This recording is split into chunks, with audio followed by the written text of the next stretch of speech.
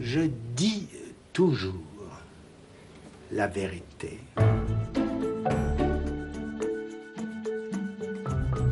Comment était-ce avant que fût repéré l'inconscient? Ben, c'était pareil.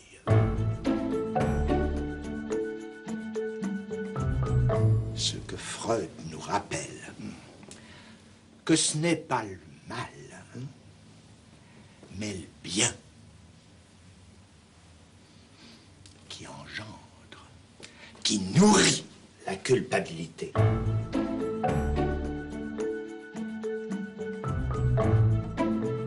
Est-ce que vous connaissez Lacan, que beaucoup dont je suis considèrent comme le plus grand psychanalyste depuis Freud? Moi, en tout cas, c'est ici, à Venise, au début des années 70, que j'ai compris pour la première fois qui il était. Mon frère aîné, Jacques Alain, devenu à 20 ans le plus fidèle de ses élèves, ayant épousé en 1966 sa fille Judith, nous étions partis en vacances avec Lacan en famille. Un jour, arrivant devant une église que nous souhaitions visiter et qui était fermée, celui-ci commença à tambouriner sur la porte jusqu'à ce que le sacristain finisse par descendre. Je ne sais pas ce que Lacan lui murmura à l'oreille, mais le sacristain ouvrit aussitôt son église et mit un point d'honneur à nous la faire visiter. Je me suis dit, étonnant ce Lacan. Il est donc capable d'ouvrir des portes qui auraient toutes les raisons du monde de rester fermées. Il faut dire qu'à l'époque, je ne savais pas grand-chose de Lacan. Je savais qu'il était né avec le siècle, 1901, dans une famille catholique appartenant à la moyenne bourgeoisie. Je savais qu'il était psychiatre de formation et que sa thèse de psychiatrie avait fait sensation en 1932, suscitant notamment la curiosité des surréalistes. Je savais enfin qu'il était de tous les psychanalystes le plus original et que son enseignement, dont je n'avais qu'une très vague idée, attirait du coup chaque semaine d'innombrables auditeurs. Ainsi, comme j'étais souvent invité dans sa maison de campagne, je savais également qu'il était le beau-frère du peintre André Masson, l'ami de Balthus, de Giacometti ou de Picasso, et j'avais vu de mes yeux vus qu'il avait acheté l'une des œuvres les plus sulfureuses de l'histoire de la peinture, L'origine du monde de Courbet. Bon, depuis, évidemment, étant devenu moi-même psychanalyste, j'en ai appris beaucoup plus sur lui. Mais 40 ans après mon voyage à Venise, mon sentiment n'a pas varié. Lacan était un type absolument étonnant, et si j'ai d'ailleurs réalisé aujourd'hui ce film, c'est qu'il n'y a aucune raison de ne pas le faire savoir au plus grand nombre. Cela dit, Lacan n'est pas et depuis longtemps confidentiel. C'était le cas de son vivant, c'est encore plus vrai aujourd'hui, où les lacaniens à travers le monde se comptent par milliers, y compris chez ceux-là même qui n'étaient pas encore nés au moment de sa mort, en septembre 1981, telle la petite bande du diable probablement, l'une des revues les plus inventives du moment. Pour moi, dans l'imaginaire et dans l'iconographie, il a un côté 70s avec son cigare tordu, ses cols Mao, etc. Mais il est d'une actualité, je dirais, imputrescible, parce que justement il est sulfureux, parce que c'est un personnage qui prend des risques, qui va contre lui-même, et c'est en ça qu'il fait preuve d'un courage et nous met au défi. Il y a quelque chose dans la figure de Lacan qui interroge le désir de chacun. Sa personne, son style, son désir, l'extrême singularité qui l'anime, interroge chacun. Et il m'a semblé à cet égard qu'au fond Lacan était le diable. Pas le diable au sens où on l'entendrait comme le méchant. Il fait lui cette référence au diable amoureux de Cazotte. Le diable qui vient interroger chacun au plus intime de son être et lui dire au fond qu'Evoy. Bien vu. Qu'Evoy, que veux-tu vraiment? C'est en effet la question que Lacan posait à chacun de ceux qui venaient le voir dans son bureau aujourd'hui mythique. Car l'histoire de Lacan, c'est d'abord l'histoire du 5 rue de Lille. C'est le bureau de Jacques Lacan. C'est un bureau que j'ai très peu fréquenté, puisque je suis sa fille, mais j'ai tenu à ce que ce bureau soit conservé, non pas pour en faire un musée, mais parce que je pense que c'est un lieu qui a trop compté pour tous ceux qui y sont venus et qui a trop compté pour l'histoire de la psychanalyse et donc, je dirais, pour l'histoire universelle. Il faut bien dire que tout l'enseignement de Lacan vient de ce qu'il a entendu dans ce bureau.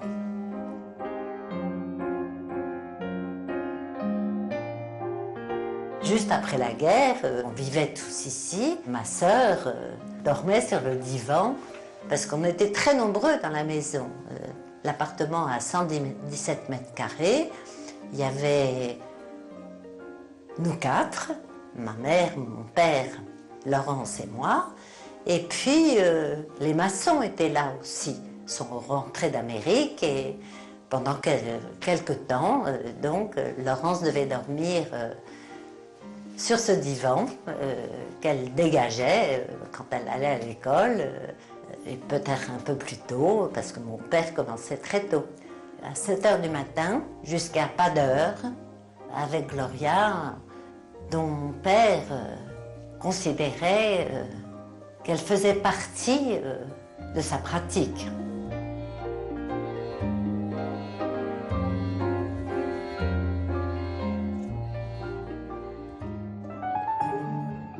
Les patients de Lacan, ces analysants qui ont fréquenté ce bureau, il y en a beaucoup qui peuvent encore témoigner. Et pour ce film, j'en ai rencontré plus d'une dizaine. Je me suis dit qu'ils avaient vu Lacan de près, pendant des années, parfois tous les jours, et que le portrait qu'ils en feront sera subjectif, bien sûr, mais authentique. Eh bien, s'il y a au moins une chose que j'ai pu conclure après les avoir écoutés, moi qui n'ai pas fait d'analyse avec lui, c'est que Lacan ne ressemblait pas, mais alors pas du tout, à un fonctionnaire de l'inconscient. Je ne savais pas quoi faire de moi dans l'existence. Panne, alors que, au contraire, s'ouvrait un éventail de possibilités variées, très contradictoires. Justement, ce qui manquait, c'était le désir pour unifier toutes ces contradictions. Je me suis dit, il faut que j'aille voir Lacan. Mais alors, autour de moi, on disait, mais c'est pas possible, il y a des files d'attente invraisemblables, de toute façon, il ne va pas te prendre. Je l'ai appelé. Et j'ai demandé à lui parler. Il m'a répondu. Je ne pensais pas que je pouvais comme ça lui parler aussi immédiatement. Je lui ai demandé un rendez-vous. Je lui ai dit, écoutez, docteur Lacan, je voudrais vous voir. Et il m'a dit, venez demain à 17 h. Voilà. Au départ, je voulais faire une analyse avec Anna Freud, donc je me suis mise à apprendre l'anglais. Parce que je connaissais que ça, je connaissais Freud et Anna Freud. Voilà. Et puis finalement, j'ai abandonné l'idée et arrivé à Nanterre, j'ai entendu parler de Jacques Lacan. J'étais persuadée que Lacan avait connu Freud, donc c'était le lien était là, quoi. Le lien à la psychanalyse était là, dans le fait d'avoir connu Freud. Or, en fait, il ne l'a pas connu, il ne l'a même pas rencontré. Qu'est-ce qui vous a frappé chez Lacan la première fois que vous l'avez vu? Ah, une gentillesse extraordinaire. Une attention que je n'avais jamais rencontrée auparavant, quelqu'un d'attentif au-delà du courant, une présence, voilà, une présence attentive. Tous les mots avaient un poids, avaient une importance considérable. Tous les mots qu'il prononçait ou qu'on prononçait soi-même? Que l'on prononçait soi-même, par son écoute. Même quand on parlait de choses tout à fait banales, des choses du quotidien, mais qui venaient là dans les séances, il avait une manière de les écouter en les reprenant, que ça en faisait comme des objets précieux à travailler. Et souvent, on a entendu dire que Lacan s'occupait à toute autre chose. Lacan s'occupait surtout à écouter celui qui lui parlait.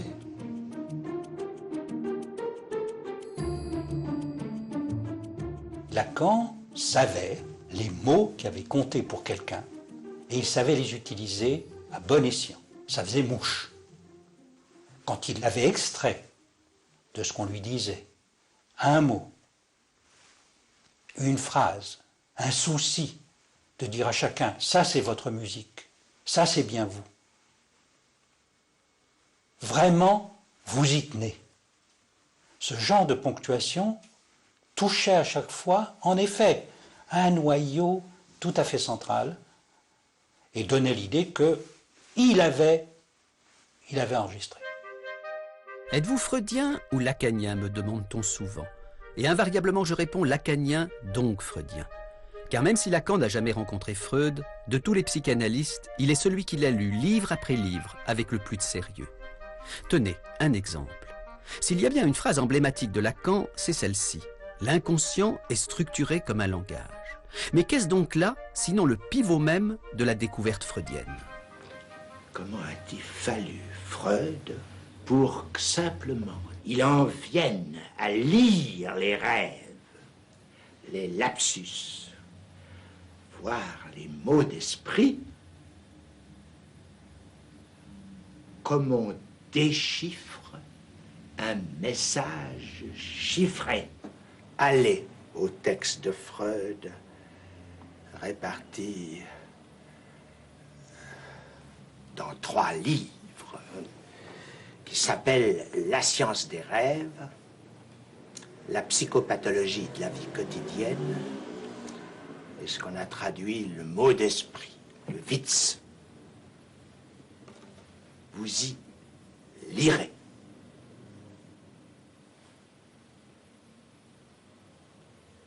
Qu'il ne s'agit de rien d'autre que d'un déchiffrage. Enrichissant et prolongeant la théorie freudienne, sans jamais chercher à la dépasser, Lacan savait aussi en parler d'une façon très concrète à ses patients. À vous, à la première séance, qu'est-ce qu'il vous a dit de la psychanalyse? Il m'a dit, écoutez, on finit toujours par devenir un personnage de sa propre histoire. La psychanalyse, simplement, permet d'accélérer les choses. Vous obtenez des effets de style qui peuvent être intéressants. C'est la différence entre un long roman et une courte nouvelle. Je pense que la psychanalyse vous intéressera pour ça. Ça m'est resté, y compris le goût pour les courtes nouvelles. Faire une analyse avec Lacan, c'était donc gagner du temps pour vivre plus intensément sa propre vie? Alors ça, c'est incontestable. C'est même ça qui pourrait caractériser, je crois, pour chacun, ce que ça fait d'avoir fait une analyse.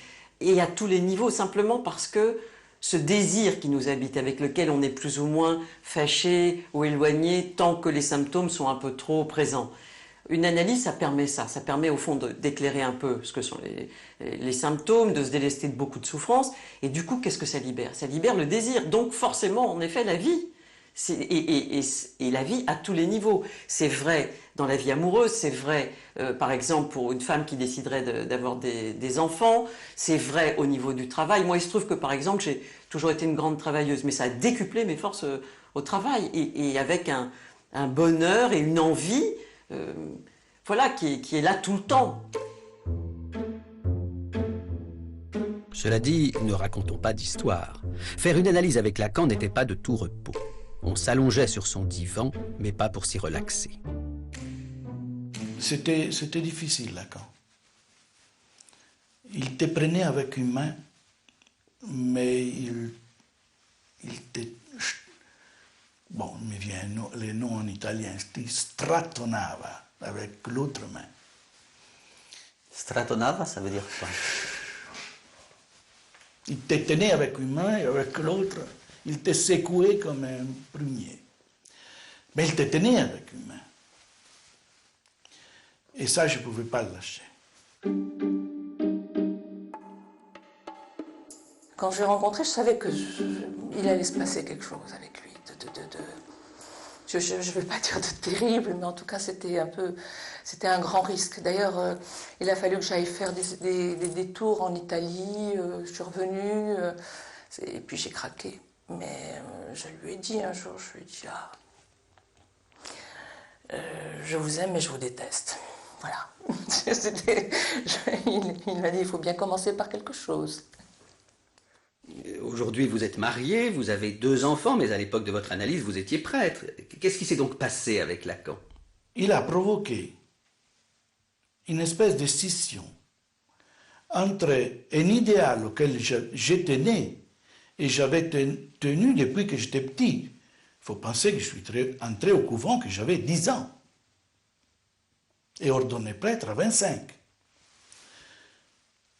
Il a fait une coupure entre cet idéal et ce qui m'était comme passion, comme ma passion. La psychanalyse vous a détaché de l'Église, elle vous a également détaché de Dieu? C'est bizarre, c'est resté la même chose. J'ai douté avant, je doute maintenant. Alors Lacan, il était du côté de la dureté ou de la douceur? Je retiendrai que la dureté était du côté de l'acte, mais que la douceur faisait que l'on continuait son analyse.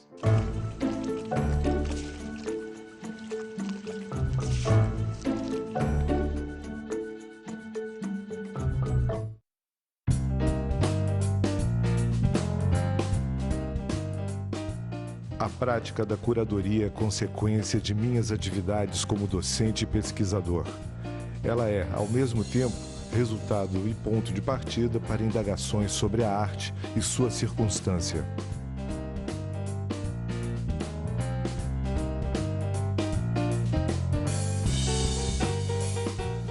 Ser curador não é apenas escolher obras e organizar exposições. É teorizar, documentar, historiografar, criticar, orientar, escrever.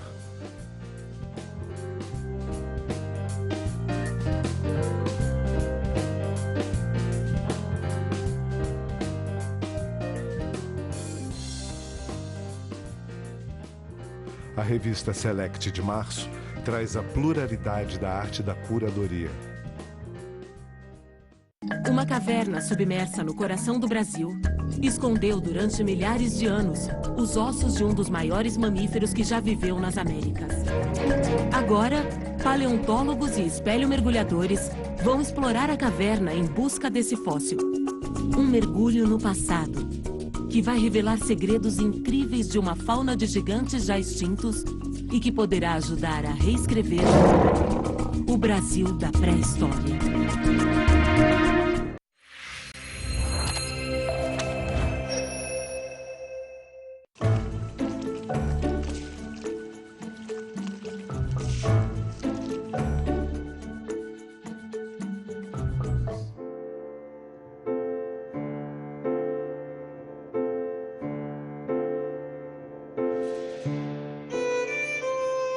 Un jour où je voulais interrompre ma propre analyse, j'ai interrogé Lacan. Pourquoi est-ce donc si dur de tirer au clair son inconscient? Ce que j'ai retenu de sa réponse, je le résumerai ainsi. La vérité est toujours incommode à supporter, et il se peut que la psychanalyse finisse par nous apprendre sur nous-mêmes ce que nous préférerions ignorer. Plus nous nous approchons de la vérité dans notre histoire, plus nous avons envie de lui tourner le dos. C'est pour cela, m'expliqua-t-il, qu'il avait toujours découragé ceux qui venaient à lui simplement pour mieux se connaître. Cela ne suffit pas. Il faut que quelque chose cloche, et handicape, et intrigue pour tenir la rampe au fil des séances. Il faut aspirer à ce que change dans son existence quelque chose de crucial. C'est pour cela aussi que Lacan ne jouait pas au bon apôtre. Mais c'est aussi parce qu'il était du côté de la vérité, et pas des simagrées de la bienveillance, qu'il savait faire preuve d'une humanité qui n'était pas de façade. Je viens d'Allemagne, je suis né en 1938, donc j'ai vécu les années de la guerre avec toutes les horreurs, les angoisses, l'après-guerre, la faim, les mensonges. J'ai toujours voulu partir d'Allemagne à cause de ça. Et dès le début, une des premières séances aussi, j'ai demandé à Lacan, est-ce que je peux guérir de cette souffrance-là? Et en le disant, j'ai compris non, que j'avais eu comme ça une idée, comme cette douleur-là, que je pourrais me l'arracher grâce à l'analyse. Non, il avait une manière de, je sais pas, de me regarder sur moi, qui m'a fait saisir, non, ça, il faudra faire avec toute la vie. Un jour, dans une séance, je parle à Lacan d'un rêve que j'ai fait. Un rêve, et je lui dis, je me réveille tous les matins à 5 heures. Et j'ajoute, c'est à 5 heures que la Gestapo est venue chercher les Juifs dans leur maison.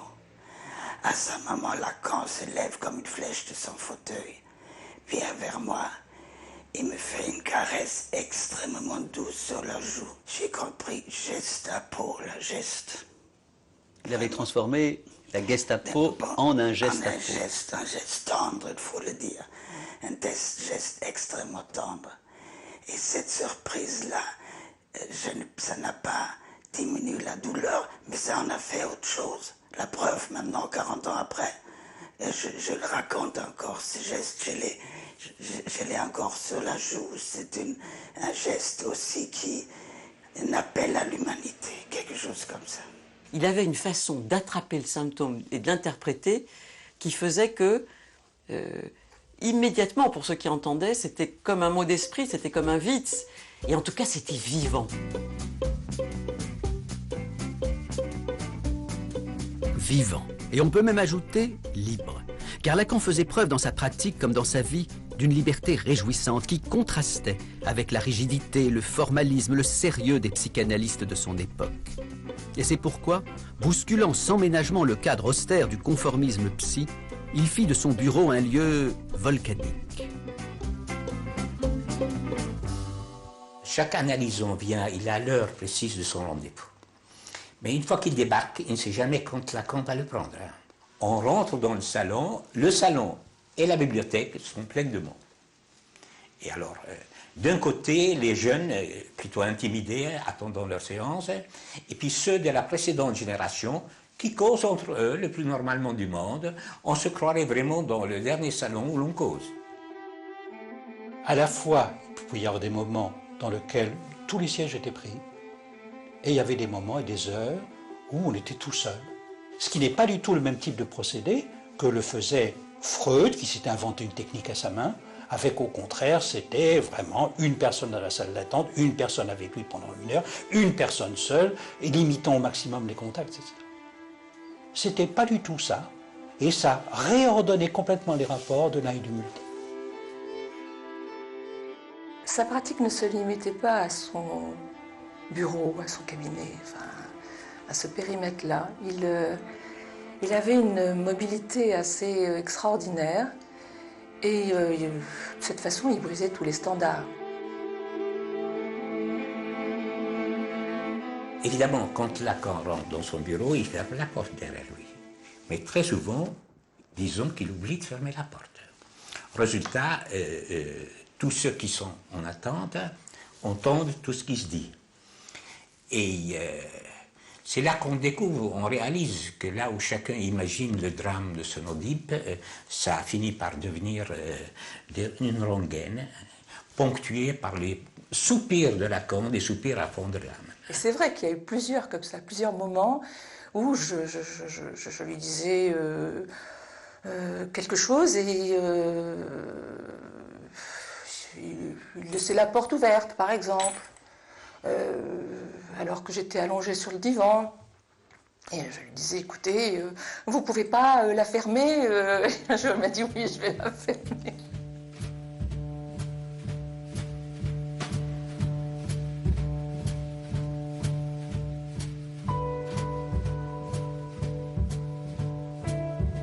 Il y a certainement un maniement de l'espace, disons, du privé et du public, qui faisait tout de même que chez Lacan se brouillait l'espace privé, l'espace public. En même temps, il y avait le sentiment, il y avait une zone de très grande intimité, réservée, préservée. Il y a des choses que je n'ai jamais sues chez les gens que je croisais plusieurs fois par semaine chez Lacan. Et d'un autre côté, tout un espace où privé-public, des interpellations, des choses se déroulaient sur une scène, disons sur la scène du monde.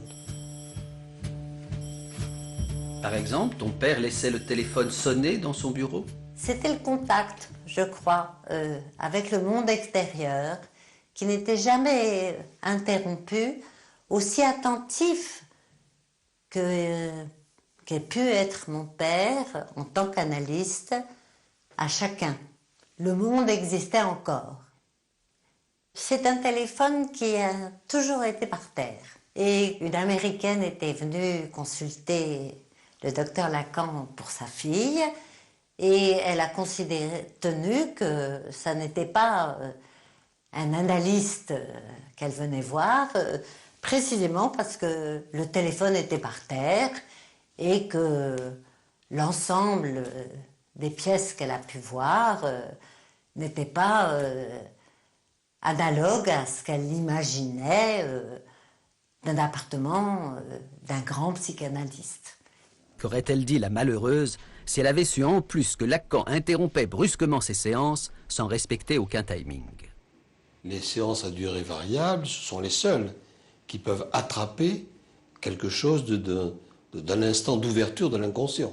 Quand l'analysant dit quelque chose qui n'entend pas ce qu'il dit et que l'analyste coupe là, évidemment, là, ça a un effet beaucoup plus intéressant que s'il s'aperçoit dans la séance de ce qu'il a dit là et qu'il va ensuite prendre tout le temps qui reste dans l'hypothèse d'un effet de séance chronométrée pour s'empresser de recouvrir tout ce qu'il a dit ou donner un système explicatif qui lui-même fera que ce qui a surgi à son insu sera totalement recouvert ou effacé.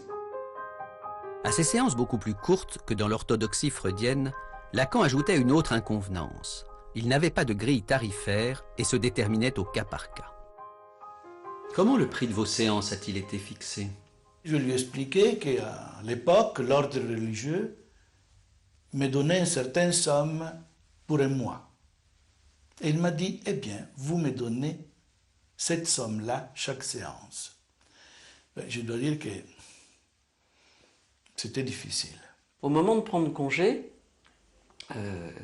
il me demande un prix de séance. Jamais je n'avais eu autant d'argent sur moi. Alors j'étais complètement éberluée.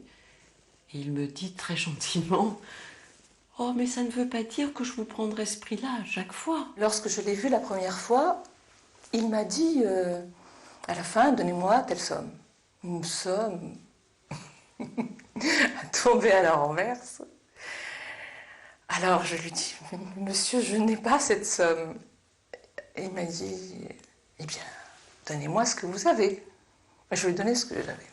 Je lui ai tout donné, tout ce que j'avais dans mon porte-monnaie. Et quand je suis retournée le voir,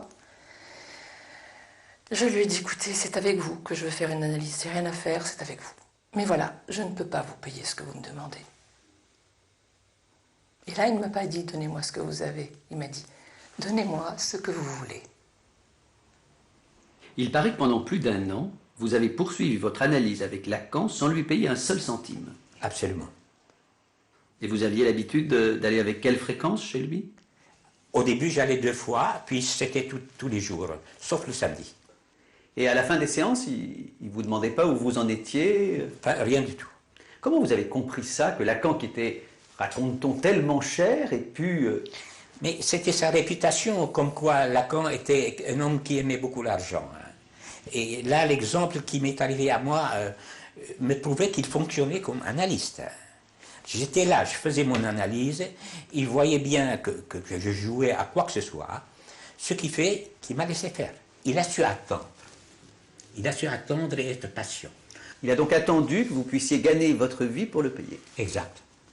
Chez lui, cette façon dont l'argent ne correspond absolument pas aux valeurs ou tout au simagré, au rituel petit bourgeois, frappait énormément. Il prenait de l'argent, il le prenait dans votre poche, il allait regarder, qu'est-ce que vous allez me donner aujourd'hui? Oh, vous allez bien me donner un petit quelque chose, et ensuite fouiller dans votre porte-monnaie. Enfin, on ne fait pas ces choses-là.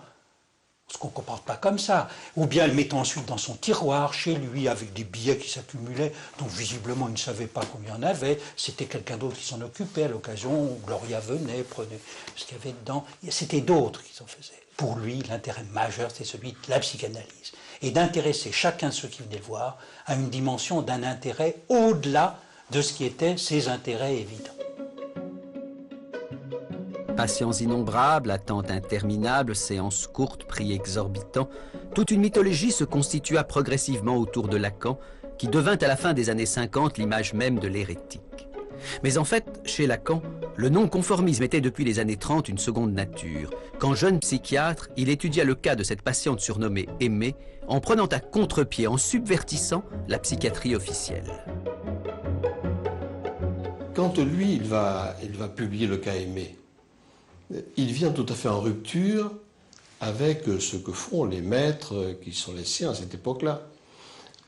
Les maîtres de l'époque, ce qu'ils veulent, c'est décrire une symptomatologie à laquelle ils vont attacher leur nom. Et donc, il leur faut en effet un nombre important de cas, comme si, en effet, le nombre venait confirmer. Et Lacan prend le contre-pied tout à fait de ça.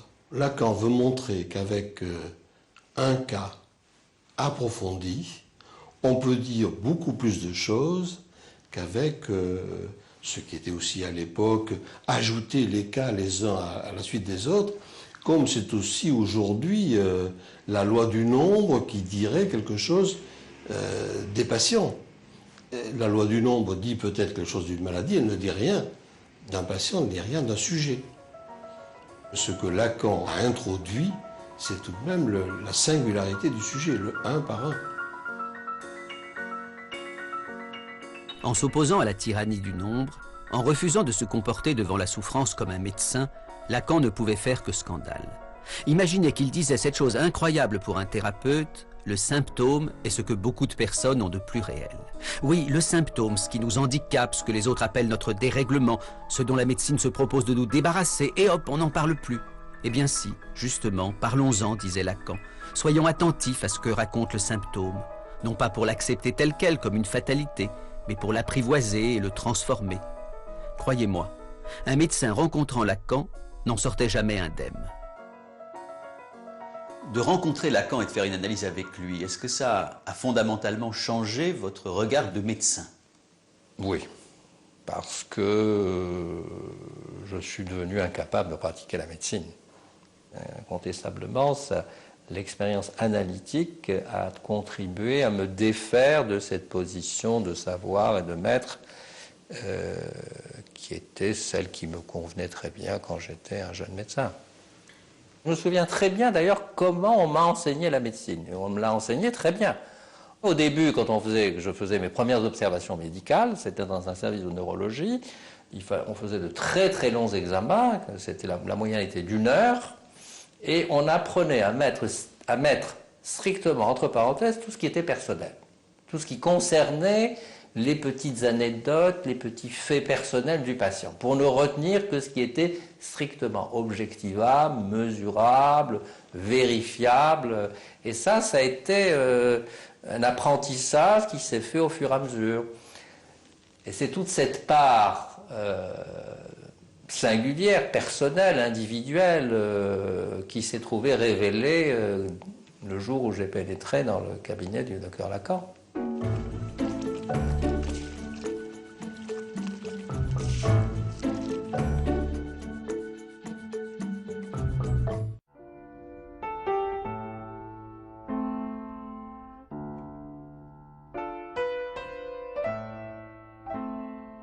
Y ese día se acabó algo, se acabó la juventud. Ce jour-là, quelque chose s'est arrêté. La jeunesse. Ese día me La jeunesse s'est brutalement arrêtée. Uma militância nas ruas e nos livros.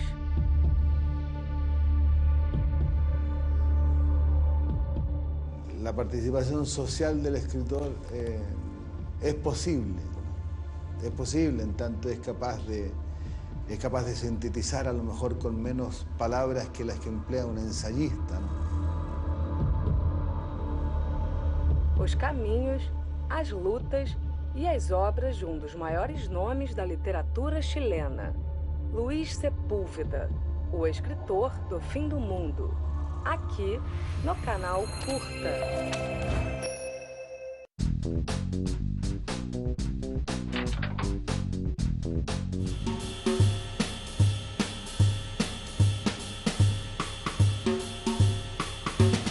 A ideia de fazer o Filho do Freud surgiu numa aula de psicanálise e educação e, apesar de ter lido algumas coisas das teorias dele, eu nunca li nada sobre a vida dele, além do que ele mostra em troca de cartas, essas coisas assim. Então foi muito interessante, ao mesmo tempo que eu pensei, porra, deve ter sido um saco ser filho desse cara. Imagina você ser filho de um senhor que é o senhor da psicanálise. E aí eu fui e fiz a primeira tirinha ali mesmo, durante a aula, no meu caderno de desenho, e publiquei no Facebook, e logo as pessoas começaram a compartilhar, e pensei, bom, vou dar continuidade a isso. O que deu esse estalo para eu começar a fazer as tirinhas foi o fato de que o Freud era um cara muito dedicado ao próprio trabalho, dele enfrentar toda a sociedade científica da época dele com o estudo e o desenvolvimento da psicanálise. Como seria essa relação numa família de 6 filhos que ele tinha? Como seria ser o primogênito desse cara? Quais seriam as dificuldades que você teria de ter o Freud como um interlocutor na figura paterna? A brincadeira é colocar humor, injetar bastante humor e suavizar os conceitos que são super complexos para tentar fazer as pessoas pensarem pouco melhor a respeito de si, que não é tão difícil assim.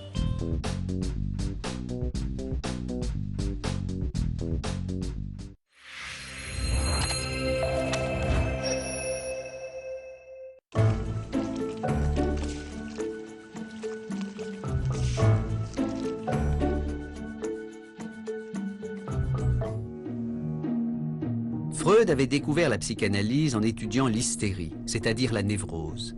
Lacan, lui, savait la dette qu'il devait à la psychose, à la folie. Et c'est pour ça que toute sa vie, ce qu'on ignore souvent, il a continué à se rendre régulièrement à l'hôpital psychiatrique, notamment pour s'y entretenir avec des patients internés, dans le cadre de ce qu'on appelait sa présentation de malade, où il ne manquait jamais de surprendre les jeunes médecins qui l'accueillaient. Alors, j'ai retrouvé quelques notes griffonnées à l'époque, et au fond c'était... je l'ai accueilli lors de sa venue à la présentation. Habituellement c'était pas l'interne qui l'accueillait, mais ce jour-là on m'avait demandé de le faire, et je ne l'avais jamais rencontré personnellement, et au fond ça a été une surprise immédiate, parce qu'il est arrivé en montant le perron qui menait au bâtiment où se déroulait la présentation, en me faisant un sourire immense, plus immense que son visage, et comme s'il retrouvait une vieille connaissance très chère. Et je dois dire que c'était vraiment tout à fait surprenant. Et j'avais noté suavement galant, doucereusement agréable, outrageusement courtois, abusivement souriant, terriblement cinglant et malicieusement perçant toujours. Mais c'est ce même homme qui, quelques instants plus tard, devant le malade qu'on lui présentait, changeait du tout au tout, faisant entrer dans l'asile rien de moins que l'écoute psychanalytique. Pour lui, c'était un moment tout à fait important. Un moment, au fond, où il se laissait enseigner par la personne qu'on lui présentait. Donc, et il voulait enseigner aussi l'auditoire. Donc il était extraordinairement attentif à laisser se déployer la parole dans sa singularité, dégagée de tout syndrome morbide, comme on dit. La perspective de sa présentation était une position subversive par rapport à la tradition des présentations de malades, des médecins ou des psychiatres, où au fond on tentait plutôt de démontrer que telle personne entrait dans tel cadre clinique déjà préétabli, alors que Lacan voulait au contraire entendre tout le sel d'une expérience singulière. Hélas, la subversion n'est pas souvent bien vue. Et si les collègues de Lacan, psychiatres ou non, aimaient l'écouter et admiraient son incontestable talent d'orateur, ils ne l'en exclurent pas moins brutalement de leur rang et le traitèrent comme un dissident. Fort heureusement, cela fut l'occasion pour Lacan d'un nouveau départ à Normal Sup, avec à la clé la création de sa propre école de psychanalyse. Lacan avait été expulsé des écoles dans lesquelles il se trouvait auparavant. Il se retrouvait, comme il le disait lui-même, excommunié, et par l'intermédiaire d'Althusser, il avait pu trouver asile à l'école normale, dans la salle de théâtre de l'école normale. Et du coup, parce qu'il avait été exclu, Lacan trouva un public beaucoup plus large que celui qu'il avait eu jusqu'alors, sidérant littéralement les plus brillants des jeunes intellectuels du moment, qui n'étaient pourtant pas en manque de maîtres. Nous pouvions à la fois entendre, discuter avec Michel Foucault, qui venait de publier l'Histoire de la folie. Il y avait à côté Roland Barthes, qui enseignait à l'école des hautes études, Georges Dumézil, qui, du côté de l'histoire des religions, nous apprenait à découvrir les vertus du structuralisme dans un champ tout différent de celui où il s'était imposé d'abord, c'est-à-dire dans la linguistique saussurienne. Il y avait Lévi-Strauss au Collège de France. Derrida est devenu répétiteur doublant en même temps Althusser. J'oubliais évidemment celui qui était le maître de Michel Foucault et que admirait aussi beaucoup Jacques Lacan, Georges Canguilhem. La première fois que j'ai vu Lacan, si on peut dire, je l'ai en même temps entendu, et il faisait l'un des séminaires les plus brillants qu'il ait fait, et c'est un des textes les plus forts, les plus retentissants, les plus inouïs, et donc on regardait ça.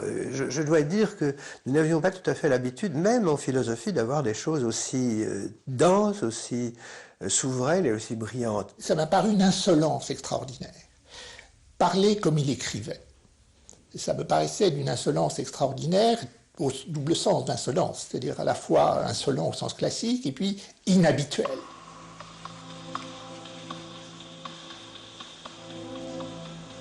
J'attendais d'être surpris, que je ne puisse pas prévoir en quelque sorte la note qui viendrait après. Comme dans, vous savez, dans une pièce de piano ou de musique en général m'intéresse quand je ne peux pas prévoir la note qui vient après. Et là, c'est ce sentiment que j'ai eu très tôt, dès la première conférence, et j'étais traversé d'une sorte de jubilation.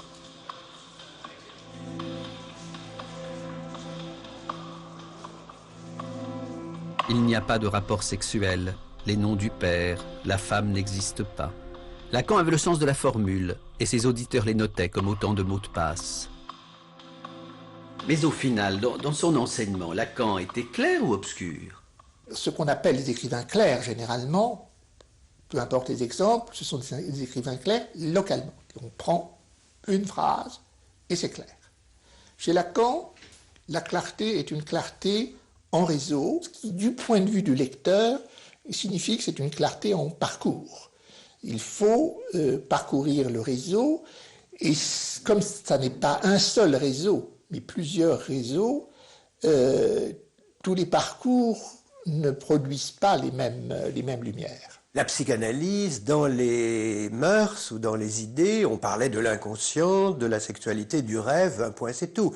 Lui, c'est quand même quelqu'un qui parlait de tout. Je veux dire, ça allait de Marx à Platon, les philosophes avaient une grande importance, ils pouvaient faire des grandes leçons sur le théâtre. Comme il connaissait le chinois, il pouvait commenter un texte en chinois écrit au tableau. Ensuite, il y a eu les exercices très difficiles d'algèbre ou de topologie.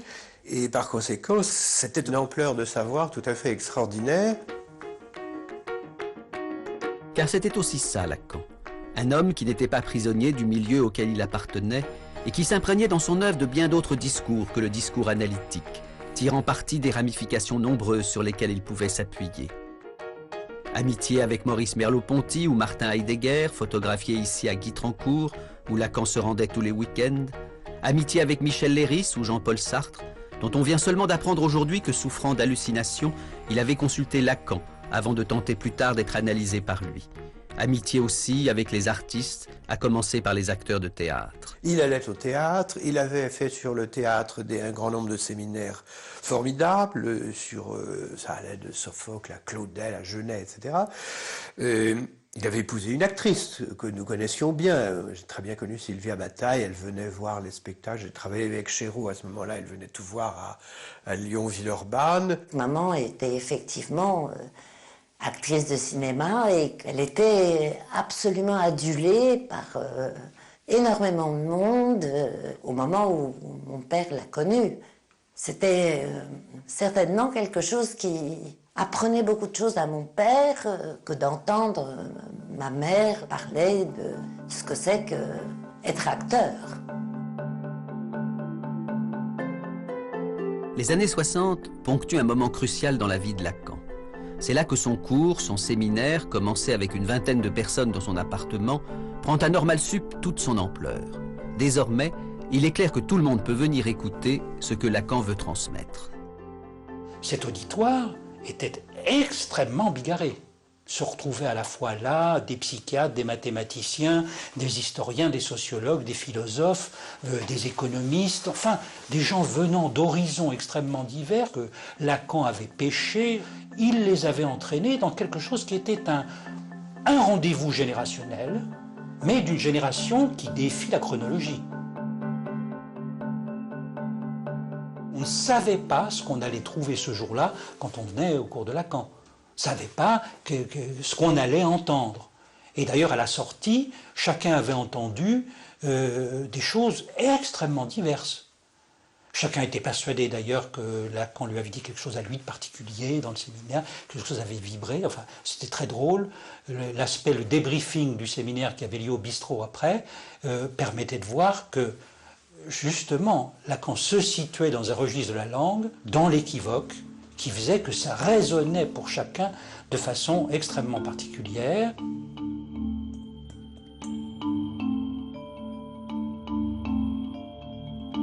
C'est à Normal Sup que Lacan rencontra mon frère Jacques Alain, dont il dira très vite « il y en a un au moins qui sait me lire », décidant de lui confier la rédaction de son séminaire et faisant progressivement de lui son successeur. Jacques Alain a succédé à plusieurs personnes qui ont essayé d'établir le séminaire, et c'était pour mon père à chaque fois la catastrophe. C'était pas ça qu'il voulait.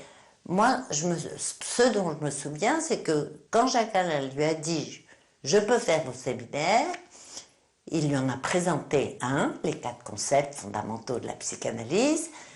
C'était la joie pour mon père et vraiment un soulagement extraordinaire. Et d'ailleurs, tout de suite, mon père a dit « vous allez les faire tous ». Le travail de Jacques Alain, pour mon père, était réjouissant, satisfaisant et auquel il tenait comme à la prunelle de ses yeux.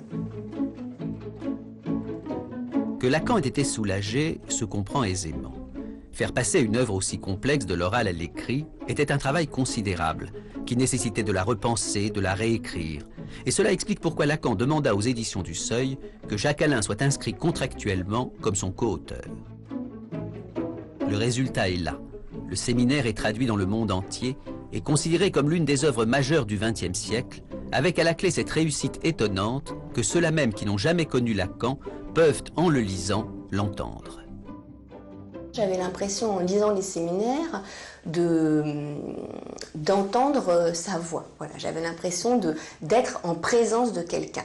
C'est complètement différent de la lecture d'un texte philosophique, justement, où là, on sent quand même qu'on se plonge dans le passé, on a du mal quand même à faire revivre la voix de Kant, la voix de Hegel. Alors là, c'est vrai qu'avec Lacan, on sent quelque chose qui n'est pas clos. Chaque leçon, où il nous laisse comme ça un peu sur notre faim, où on se dit, bon, là, il faut la leçon suivante, et puis encore la suivante, et encore la suivante. Donc voilà, quelque chose de très vivant qui mettait en mouvement aussi quelque chose en moi. Lire, en fait, le séminaire, c'est pas du tout la même chose que lire un texte théorique, philosophique, ou même un texte théorique psychanalytique. Lire Lacan, l'entendre et le voir aussi. Puisqu'en 1973, à 72 ans, il accepta pour la première fois de sa vie, et la seule, d'être filmé par la télévision française. Avec derrière la caméra, un tout jeune homme qui allait devenir quelques années plus tard un des meilleurs réalisateurs du cinéma français. Pour vous, filmer Lacan, c'était une expérience singulière ? Pour moi, c'était un acteur prodigieux parce que c'était un interprète au sens fort. Et là, en plus, il interprétait sa propre parole, son propre discours. Et interprétation, du coup, s'entend évidemment dans tous les sens qu'on voudra. Il n'y a pas de différence entre la télévision et le public devant lequel je parle depuis longtemps, ce qu'on appelle mon séminaire. Vraiment, pas de différence? Dans les deux cas, il s'agit d'un regard. Qu'on ne croit pas pour autant que je parle à la cantonade, c'est le cas de le dire. Visionnant le film terminé, les dirigeants de la télévision d'alors furent stupéfaits et, ne comprenant que quic à tout ça, refusèrent catégoriquement de le diffuser.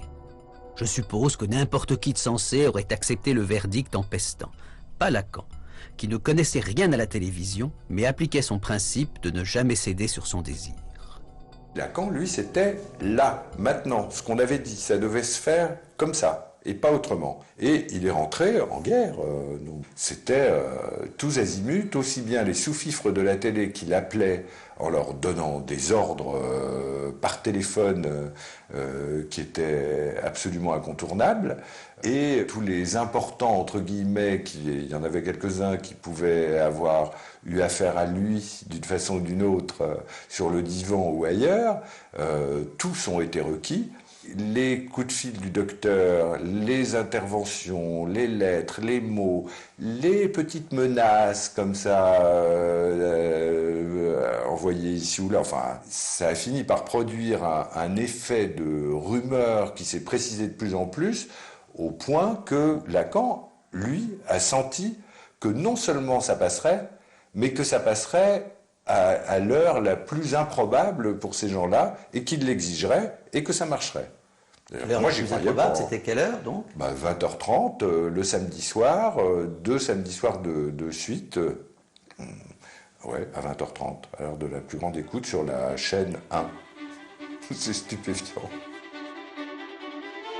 Je vous le disais, drôle de type ce Lacan, animé par un désir qui ne le faisait pas tenir en place, comme sur la célèbre photo de Brassailles ou dans l'atelier de Picasso, à côté d'Albert Camus ou de Simone de Beauvoir, il est le seul à bouger.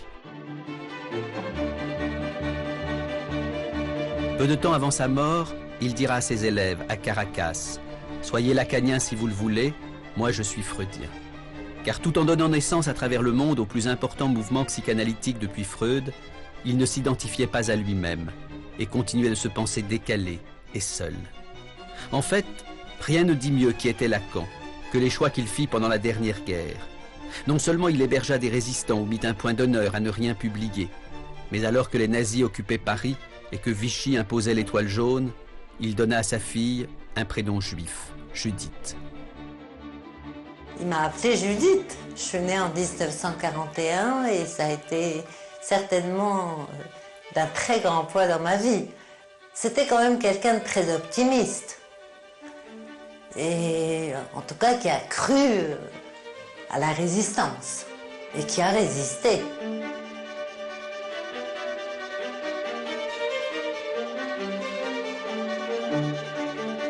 Venise, printemps 2011, 30 ans après la mort de Lacan. Freud lui aussi aimait bien cette ville. Il disait « Les pierres parlent ». En me promenant sur le Grand Canal, ce film presque terminé, et cherchant dans ma mémoire d'autres images de Lacan, je me suis demandé pourquoi nous a-t-il si peu parlé de lui pendant toutes les années où nous l'avons côtoyé? Pourquoi nous a-t-il raconté aussi peu de souvenirs? Et arrivé à Paris, je suis allé voir mon frère Jacques-Alain, grâce à qui, après tout, j'avais connu Lacan et Judith et la rue de Lille et la psychanalyse. Quand je l'ai connu, toi un peu plus tard, c'était un homme qui approchait des 70 ans. Donc il y avait, il était en rapport avec, nous l'avons connu, en rapport avec la fin de sa vie. Et décidé à vivre jusqu'à la dernière seconde. Je n'ai jamais rencontré personne qui ait eu moins de nostalgie que Lacan. Et il ne racontait jamais un souvenir. Il parlait même quasiment jamais du passé. Je l'ai connu en janvier 1964. Il avait eu des déboires historiques avec ses collègues dans les 3 mois qui avaient précédé. Et il m'en a jamais décroché une sur cette période. Des 16 années où je l'ai connu, j'ai dû lui poser 3 ou 4 questions sur sa vie passée auxquelles il a répondu. Pour le reste, c'était sans intérêt pour lui. Il était dans le moment présent et une petite anticipation. Il ne se préoccupait donc pas de la postérité? Les gens, pour lui, ça n'existait qu'un par un. Et c'est d'ailleurs pour ça qu'il a été si réticent pendant 20 ans à publier son séminaire. Il voulait avoir les gens devant lui, voir comment ils réagissaient, ce qu'ils allaient lui dire après, dialoguer avec eux. Et l'idée de s'adresser à la masse, au monde, voire à la postérité, ça lui était parfaitement étranger. La postérité, c'est une abstraction. Et c'était une abstraction pour Lacan. J'aurais pu m'en souvenir, mais je préfère le lire. Bon, parce que c'est dans l'esprit de Lacan, c'est un petit poème de Raymond Queneau, qui est tout à fait, Lacan le cite souvent, Queneau, et c'est tout à fait dans le même esprit. Ce soir, si j'écrivais un poème pour la postérité, Fichtre, la belle idée, je me sens sûr de moi, j'y vais, et à la postérité, j'ai dit merde, et remerde, et re-remerde. Drôlement feinté la postérité, qui attendait son poème. Ah, mais... Bon. Eh bien, ça c'est lacanien.